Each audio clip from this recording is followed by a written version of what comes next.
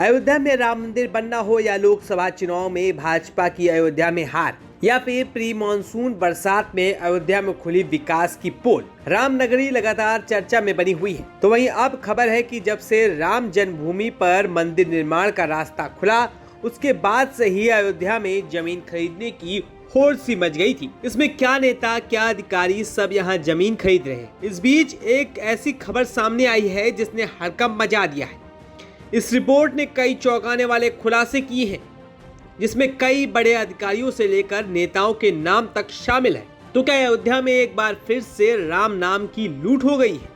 इस रिपोर्ट को लेकर तमाम तरह की चर्चाएं सोशल मीडिया पर हो रही हैं।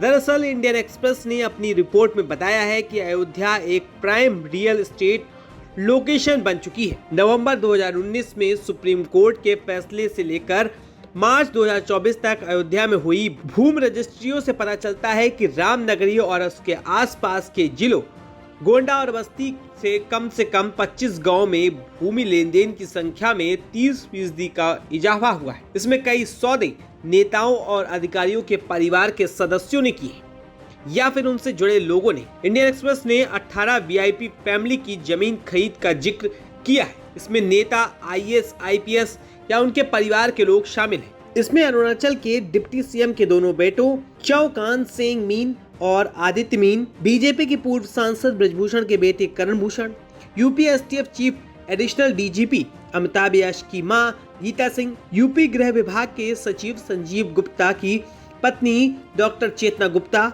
यूपी शिक्षा विभाग के संयुक्त निदेशक अरविंद कुमार पांडे और उनकी पत्नी ममता, रेलवे के उप चीफ इंजीनियर महाबल प्रसाद के बेटे अंशुल, एडिशनल एसपी अलीगढ़ पलाश बंसल के पिता देवराज बंसल, एसपी अमेठी अनूप सिंह के रिश्तेदार शैलेंद्र सिंह और मंजू सिंह, यूपी के पूर्व DGP Yashpal Singh, principal chief personnel officer उत्तर मध्य रेलवे अनुराग त्रिपाठी के पिता मदन मोहन त्रिपाठी, हरियाणा योग आयोग के अध्यक्ष जयदीप आर्य, यूपी बीजेपी विधायक अजय सिंह के भाई कृष्ण कुमार सिंह और भतीजे सिद्धार्थ, गोसाईगंज नगर पंचायत अध्यक्ष विजय लक्ष्मी जायसवाल के रिश्तेदार मदन जायसवाल, अमेठी जिला पंचायत अध्यक्ष राजेश अग्रहरी की फर्म अग्रहरी मसाला, बीएसपी पूर्व विधायक जितेंद्र कुमार बबलू भैया के भाई विनोद सिंह, बीजेपी के पूर्व विधायक चंद्र प्रकाश शुक्ल, सपा के पूर्व एमएलसी राकेश राणा के बेटे ऋषभ, बीजेपी नेता एसएन उर्फ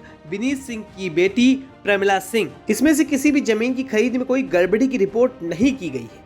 कुछ खरीदारों ने तो जमीन बेच भी दी है, लेकिन अखबार ने इस बात को प्रमुखता से उठाया है कि अयोध्या में जमीन का सर्कल रेट 7 साल से नहीं बढ़ाया गया है, जिसके आधार पर स्टैंप ड्यूटी तय होती है। इस खबर के सामने आने के बाद तमाम तरह के सवाल खड़े हो रहे हैं।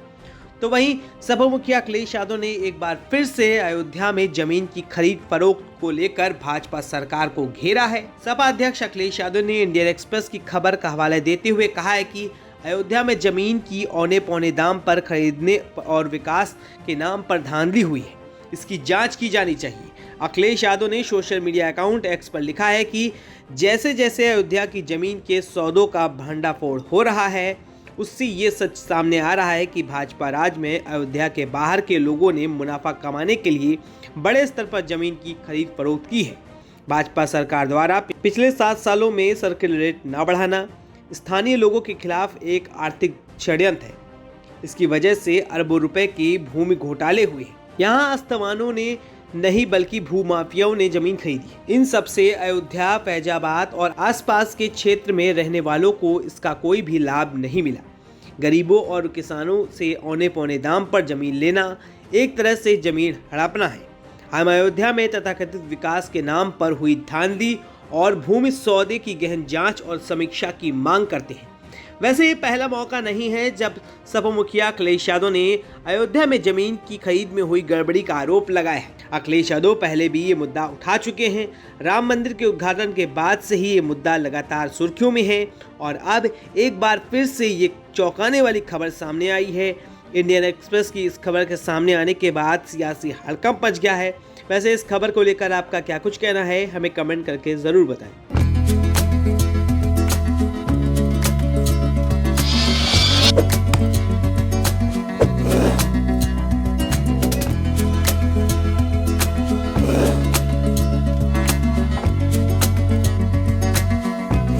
है।